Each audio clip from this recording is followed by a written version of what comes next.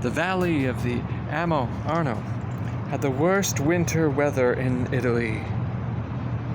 The skies overhead were leadened, and the cold had a creeping quality that permeated stone and wool and bit at the flesh within. After the cold came the rain, and the cobbled streets were running rivers. Anything not cobbled was a bog of mud. The only bright spot was the arrival of Isabella d'Aragona on her way north to marry the Duke of Milan, with her large train of ladies and gentlemen sumptuously gowned by her father, the Duke of Calabria. Ghirlandaio's studio had but one fireplace. Here the men sat at a semicircular table facing the flames, crowded together for warmth, their backs cold but their fingers getting enough heat to enable them to work. Santa Maria Novella was even worse. The choir was as icy as an underground cave.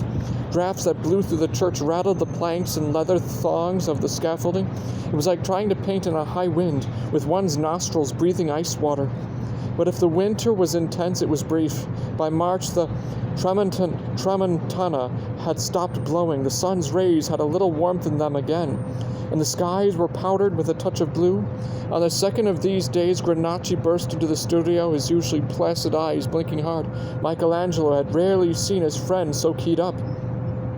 "Come with me. I have something to show you." Granacci secured David's permission, and in a moment the two boys were in the street. Granacci guided Michelangelo across the town toward the Piazza San Marco.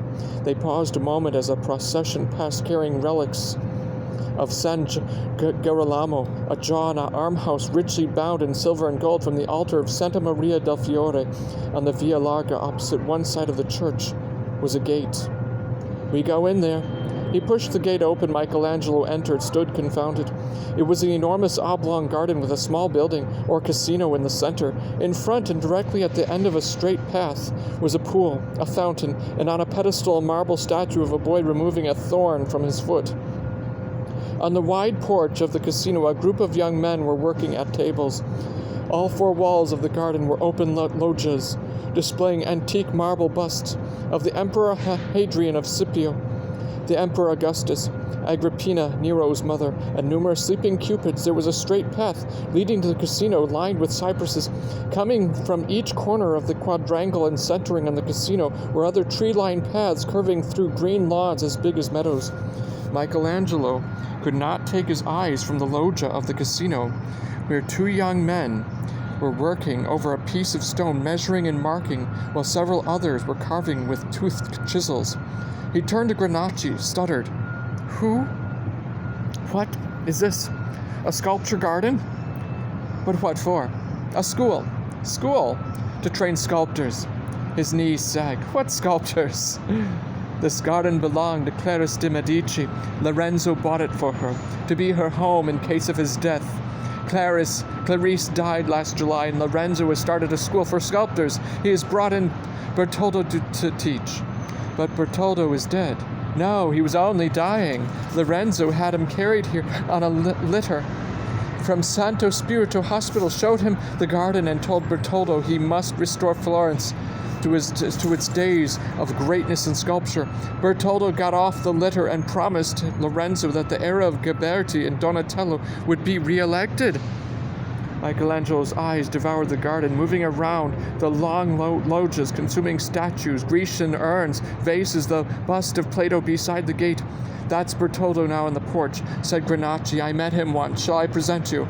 Michelangelo shook his head up and down savagely. They walked down the gravel path, circled the pool and fountain. Half a dozen men from 15 to 30 years old were working at board tables. Bertoldo, a figure so slight as to seem all spirit and no body, had his long white hair wrapped in a turban. His red cheeks glowed as he instructed two boys in roughing a piece of marble. "Maestro Bertoldo, may I present my friend Michelangelo?" Bertoldo looked up. He had light blue eyes and a soft voice that strangely carried over the blows of the hammer. He looked at Michelangelo. "Who is your father?" "Lodovico don Leonardo Buonarroti Simoni." "I've heard the name. Do you work stone?" Michelangelo's brain stood numb. Someone called to Bertoldo. He excused himself and went to the other end of the loggia. Granacci took Michelangelo's hand and led him through the rooms of the casino. One displaying Lorenzo's collection of cameos, coins, and medals, another examples from all the artists who had worked for the Medici family.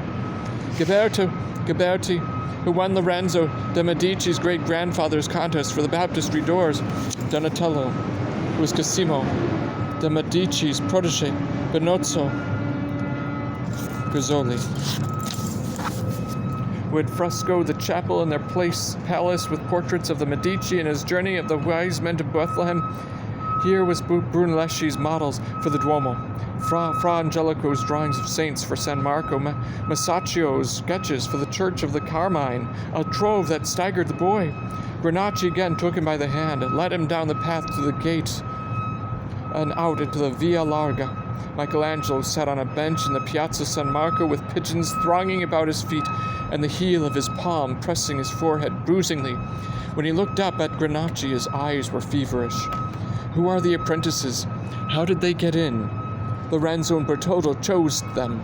Michelangelo groaned. And I have more than 2 years left at Ghirlandaio's. Mamma mia, I have destroyed myself.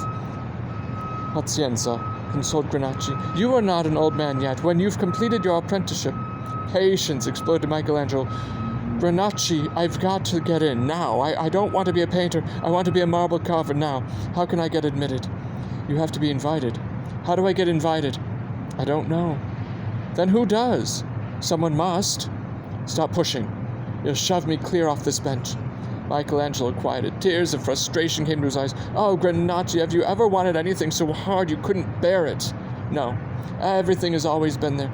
How fortunate you are. Granacci gazed at the naked longing on his friend's face. Perhaps.